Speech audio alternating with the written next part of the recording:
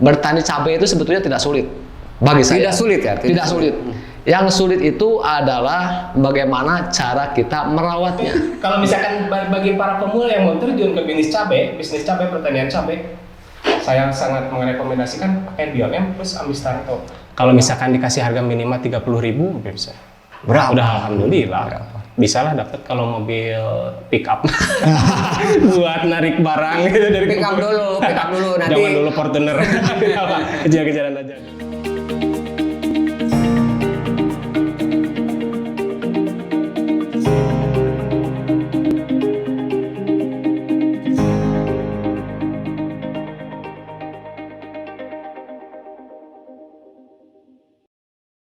Assalamualaikum warahmatullahi wabarakatuh. Sampurasun. Rampes. Halo sahabat botol biru. Kembali bersama kami di sini dalam sesi obrolan petani sukses Syngenta. Oke, pada kali ini kita akan membahas satu tema nih yang sangat menarik, yaitu temanya adalah si pedas yang membusuk. Apa itu si pedas? Mungkin bapak-bapak, ibu-ibu sudah tahu apa itu si pedas, yaitu cabai-cabean. Awas, konotasinya jangan kemana saja. Ini cabai-cabean benar-benar cabai, ya cabai. Kita akan membahas tentang satu penyakit di tanaman cabai.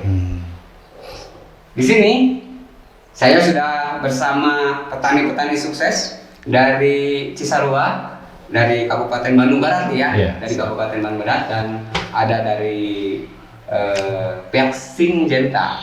Untuk itu ada Pak Ipin, silakan untuk memperkenalkan diri. Baik, terima kasih. Assalamualaikum warahmatullahi wabarakatuh. Waalaikumsalam. Perkenalkan, nama saya Kang Ipin, biasa dipanggil Kang Ipin gitu. Saya dari Desa Cipanggu, Kecamatan Ngamprah, masih Bandung Barat, masih satu lingkungan gitu. Saya kalau bisa dikatakan pengalaman dalam bertani cabai, bisa dibilang mungkin masih muda kalau dibandingkan sama Kang Uje gitu ya. Tapi kalau misalkan menanam itu saya dari sekolah SMP sudah gitu menanam cabai mah. Soalnya kan ayah saya kan bertani, waktu pensiun langsung bertani, saya ikut-ikut ke kebun gitu.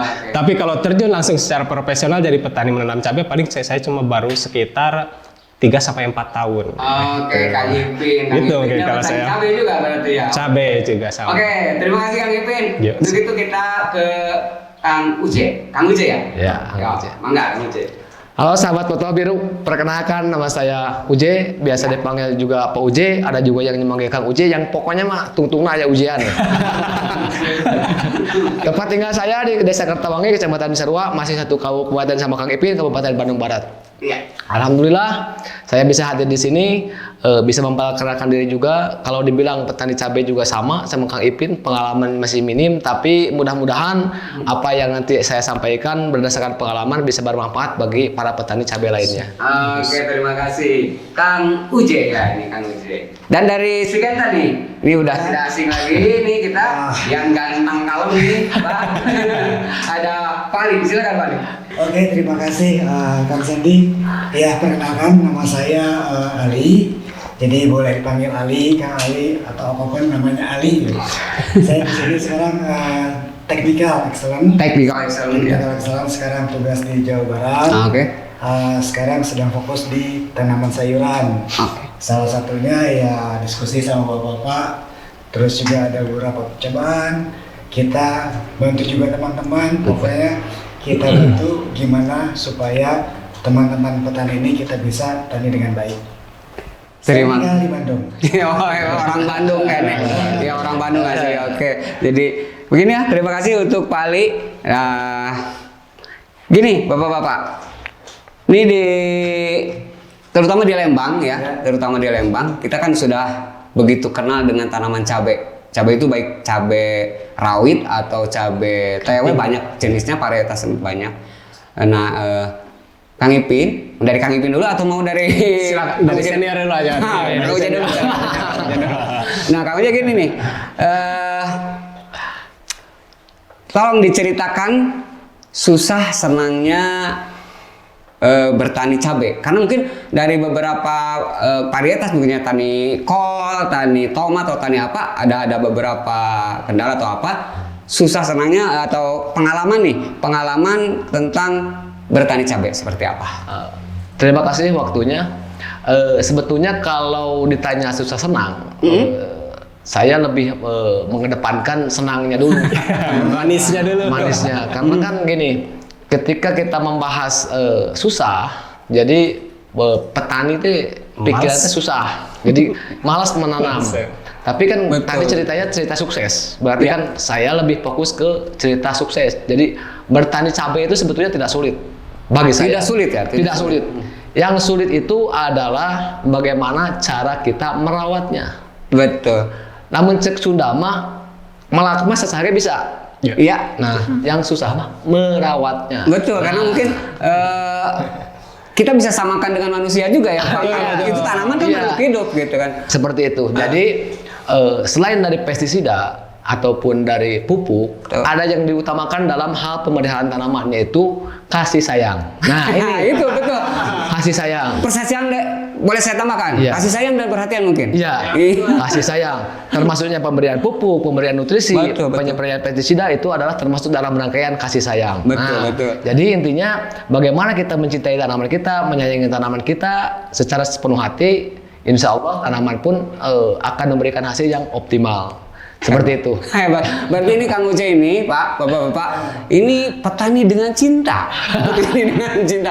Karena mungkin perhatian apa-apa. Memang betul, karena satu tanaman itu adalah makhluk hidup, makhluk ciptaan Tuhan juga. Jadi kita mesti mungkin harus juga mencintai tanaman itu. Ya nggak mungkin disamain dengan manusia. Cuman perhatiannya mungkin seperti itu harus ekstra. Itu dari Pak Uje ya. Sekarang ke Pak Ipin, silakan. Nih, gimana seruk beluk tentang pertanian cabai? Ya, siap. Terima kasih waktunya Kang.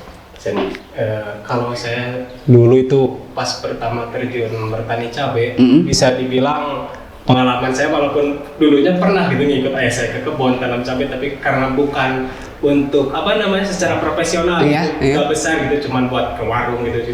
Jadi pas pertama saya terjun langsung jadi petani, pengalaman saya masih nol, masih tanya-tanya. Ketika saya tanam, cuman tanam aja. Seperti yang tadi, belum mengenal gitu, yang tahunya itu cuman pestisida doang. Diobat kata orang sini, diobat harus diobat. Yang penting diobat aja gitu. Nah, yang jadi permasalahan itu tadi. Ketika hama emang bisa terkendali, ternyata bukan hama saja yang jadi permasalahan. Itu penyakit juga ada. Ya itu tadi yang membusuk tadi gitu. Oh gitu ya. Pas pertama saya tanam, waktu itu masih kecil-kecilan, sekitar 4 sampai 5.000 pohon tanaman itu cabai rawit merah gitu, cabai rawit ya. Kalau kata orang sini cengek ya. Cengek. Gitu. Dari potensi hasil yang biasanya kan suka ada tuh di label yang dibungkus bibit itu kan. Misalkan potensi panen 1 sampai 1,5 kilo. Karena ilmu pengetahuan saya tentang tanaman cabai waktu itu yang pertama kali tanam itu masih bisa dibilang nol gitu. Kita kan cuma belinya buat pestisida doang. Tumbuhan emang bagus besar. Pas keluar buah dari, kalau katakanlah dari 100% paling saya cuma 10%. Wah sedih banget. Karena harga lagi bagus gitu. Misalkan kayak cabai rawit kan kalau di atas 50.000 itu 50, 60, 100 itu bagus ya. Istimewa. Iya kan, betul. Tumbuhan emang besar gitu. Soalnya kan hama nggak ada gitu. Kita taunya hama doang gitu. Yang jadi penyakitnya itu patek. Waduh, bisa dibilang ya hampir 90%. Oke. Potensi tanaman yang harusnya kita dapat hilang. Iya hilang, pasti hilang. Oke, itu mungkin ya. Terima kasih Kang Ipin. Itu seluk beluk bertani. Memang pertanian cabai ini banyak orang yang bilang gampang-gampang susah, gampang-gampang susah.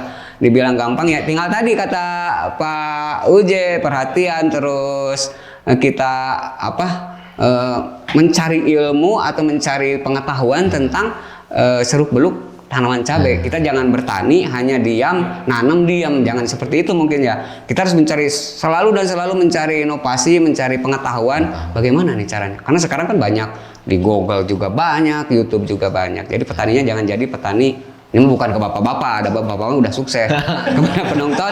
Jadi kita kalau jadi petani jangan petani lokalit, maksudnya lokalit, kita harus terus memacu inovasi, mencari informasi tentang pertanian tersebut. Ya, seperti itu. Nah ini Kang Ipin sama Kang Uje.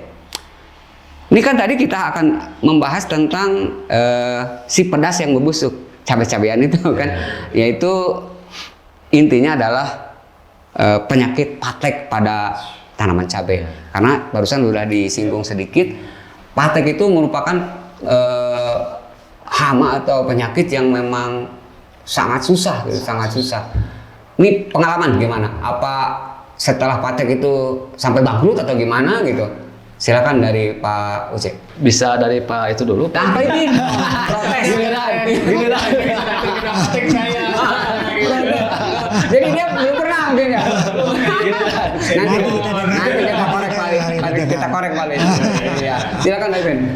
Kalau misalkan dikatakan tadi ya, saya kan udah dikatakan dari 90% potensi yang harusnya saya panen, Betul? itu saya cuma dapat cuma 10%. 10% saja. Cuma 10%. Kalau misalkan harusnya itu dari 5.000 pokok tanaman Iya, itu iya. minimal 50 sampai 1 kintal itu bisa dapat. Satu kali Satu kali petik. Satu kali petik untuk jenis varietas tertentu gitu ya. Tapi karena waktu itu saya belum mengenal produk yang kalau misalkan boleh disebutkannya, kalau yang sekarang lagi diproses itu Bionem sama Mistarto segitu. Tapi setelah saya mendapat pengetahuan dari ini juga dari petani yang lain juga gitu, yang dari petani binaan Sigenta juga di sini kalau nggak salah waktu itu sama Pak Asep kalau nggak salah Pak Haji Asep kalau itu. Pak Haji Asep. Ya di Cibodas. Beliau mengasih saya anjuran coba pakai ini. Nah, ternyata setelah saya memakai itu dengan aturan waktu itu kan saya masih belum belum kreatif gitu. Ya sudah saya sesuai SOP yang ada di botol sama yang dibungkus Bionem.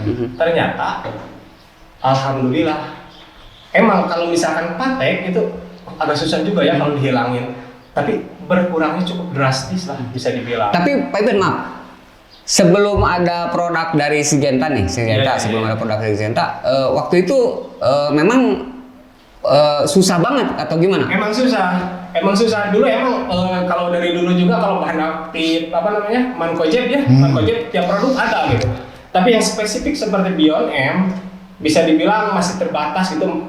Bionem bisa dikatakan produk yang paling rekomendasi gitulah kalau misalkan mau dipakai sama petani, baik yang petani udah kalau profesional ya udah kita gak usah kaget. Tapi kalau misalkan bagi para pemula yang mau terjun ke bisnis cabai, pertanian cabai, saya sangat merekomendasikan pakai Bionem plus Amistarto.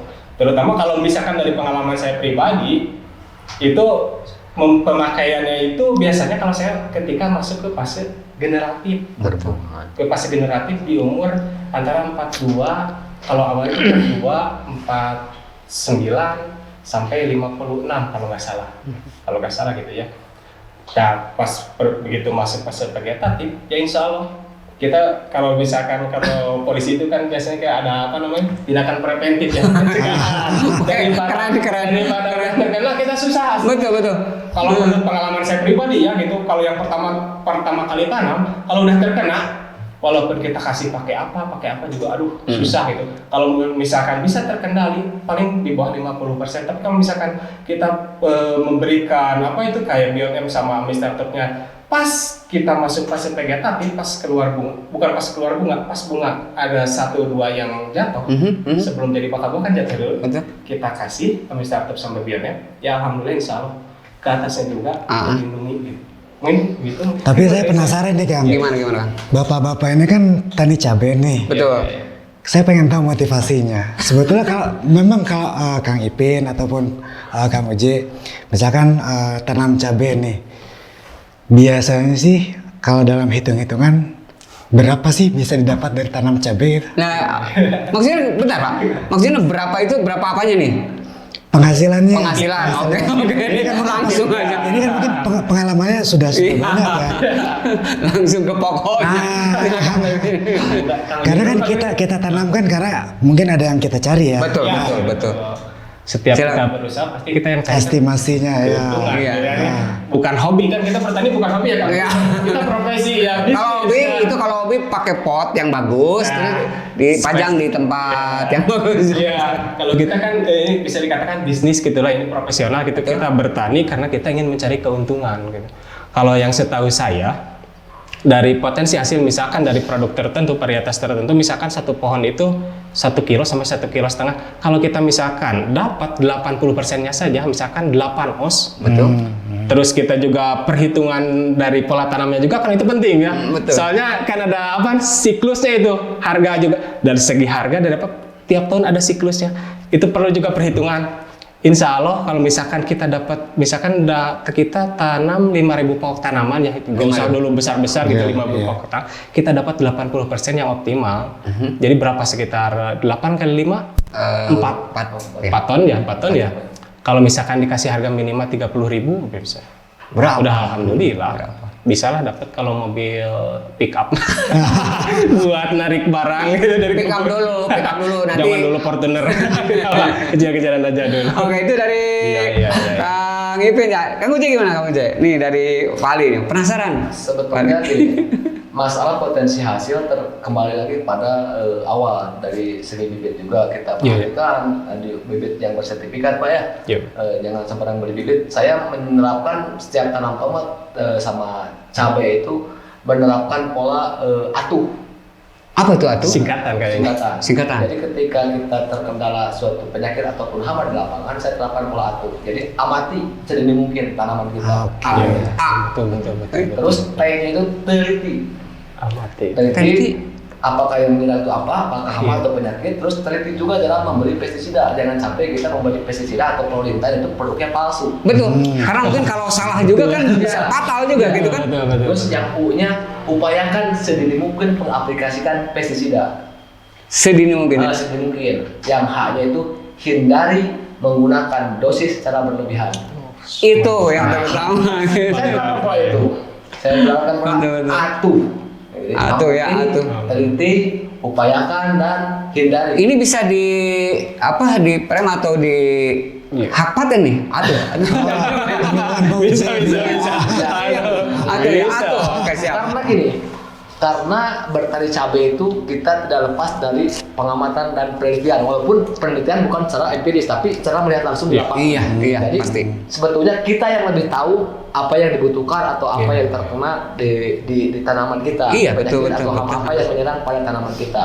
Jadi bukan berarti orang lain tidak boleh tahu atau orang lain tidak lebih tahu dari kita, tetapi kita yang sendiri yang mengamati. Jadi pola kasih sayang itu diamati. Ketika kita mempunyai anak, oh panas, berarti kan harus segera. Ini panas. Membangun chemistry. Nah, sama seperti itu. Ketika tanaman kita yang lapangan, oh ini tanaman tiba-tiba seperti ini, cepat teliti, amati tadi, amati terus teliti. Sebetulnya tanaman kita kenapa? Ya, kebutuhannya apa gitu kan? Bisa jadi layu bukan karena penyakit, bisa jadi karena patah ranting Iya, misalnya. patah hati. Ya. Patah hati. Aduh. Jadi layu kan? Ranting patah ya, betul. Jangan sampai gini nih. Ketika kita lewat di kebun cabai, terus tanaman ada yang patah karena kita tersenggol atau terkena terus patah, terus kita simpulkan bahwa tanaman cabai kita layu karena penyakit misalnya. Betul. Itu harus teliti, jadi harus diamati secara betul-betul. Jadi yang penyebab tanaman atau bunga atau rontong tanaman layu itu apa? Bunga rontok bisa jadi karena anginnya terlalu kencang. Betul. Bukan berarti oh ini rontok karena kesalahan penyakit atau hama. Iya. Nah, Jangan terlalu ya, langsung ke situ. Iya. Iya, betul, Jadi betul. perlunya dari awal itu mengamati itu.